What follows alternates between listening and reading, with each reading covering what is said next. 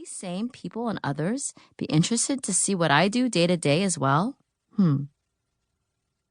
One day, Pops came in for a regular appointment, but something was different. For years, I had seen him as one half of a whole, or what I lovingly call a package deal, meaning that he and his wife came together. Always. Except this time, his wife wasn't with him. I knew she had been ill. Recently, she had taken to waiting in the car during his appointments, not feeling up to coming into the office. I couldn't help but ask how she was doing, and instantly regretted doing so. She's gone. Pops choked back tears and looked down at his hands. She'd been his whole life. She ran the show. And now he was lost without her. I noticed that his clothes weren't as neatly pressed as they usually were. He had a stain on his slacks, and his hair appeared a little more disheveled. Nothing I do can take away a person's emotional anguish, but I wish I could have waved a magic wand and made some of that pain and sadness disappear. Opening a GoFundMe page in his name was an impulse move, a result of my learning about his economic hardships and overwhelming grief since his wife had passed away.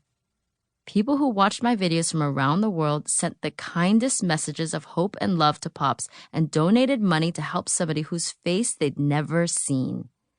They just heard his story and knew every blackhead extracted from him by heart. My Popaholic fans are amazing. We ended up exceeding the $5,000 goal and raised more than $14,000 for Pops. Pops and his wife had been my patients for many years, but in all that time, I was examining his skin and mainly treating and controlling his precancerous skin lesions and skin cancers, non-life-threatening but locally destructive squamous cell carcinomas and basal cell carcinomas.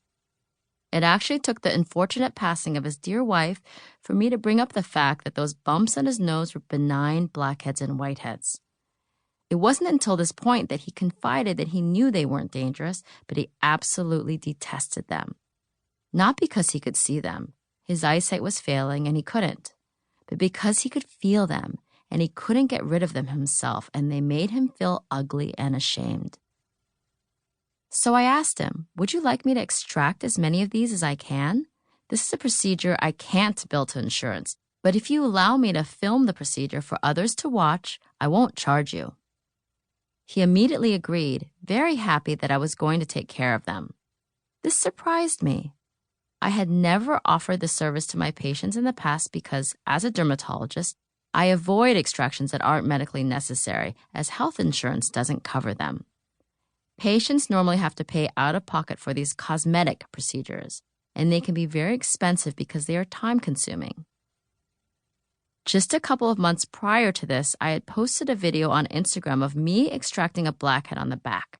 To my surprise and curiosity, there was a noticeable increase in likes on this post and subsequently on any posts involving pimple popping.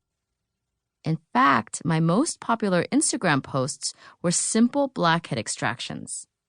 Would followers be interested in other things that I pop out of people's skin? Yes. People were mildly interested in what it looked like to administer Botox or treat a wart, or even to see what psoriasis looked like. People seemed to get really excited, though, when I posted a milia extraction or a blackhead squeeze. Once they saw that, they were hooked. I am talking about unbridled enthusiasm.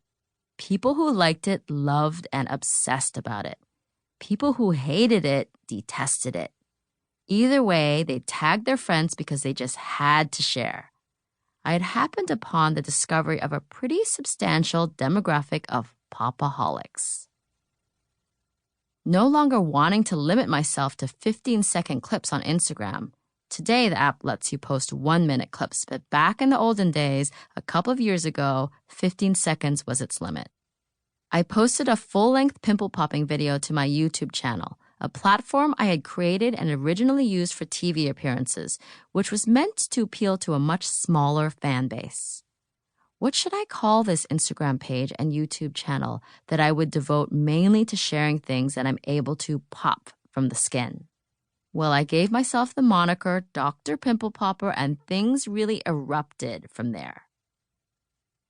People were demonstrating a substantial interest. To keep listening to this audiobook, I've left you a link in the description so you can do it at no cost thanks to Audible's 30-day free trial.